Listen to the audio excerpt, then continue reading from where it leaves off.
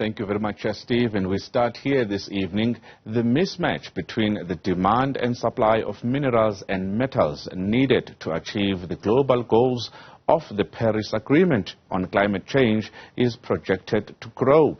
Experts say this is creating a risk to the global energy transition and decarbonisation of industries. Our business reporter, Ntokozo Khumalo, filed this report.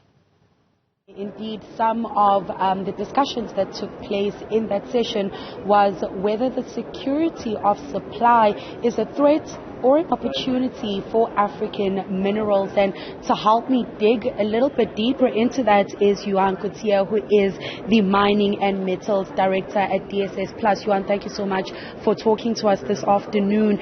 Now, talk us through what this mismatch between the demand and supply of minerals and metals looks like, and what kind of risks does it create when it comes to the global energy transition? Thanks for the question. I think it's a pretty good one, and it has been discussed a number of times today. I think first and foremost is to talk about the opportunity, and most of the conversations today has been around how well endowed we are as a continent, both in natural resources as well as human resources. I think the threat for us at the moment, and certainly the elephant in the room in the conference conversation, is how do we solve the infrastructure problems, how do we solve the energy problems, and how do we become more resilient as an industry to deal with shocks and downside on the industry. And how does the continent, specifically South Africa, create those opportunities to grow its supply response capabilities, including for its own development needs?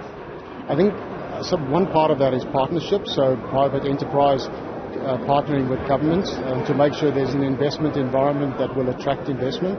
But the other side is about the companies themselves, and for them to think through the role that they will play as a part of that. So think about how they will become more resilient as companies.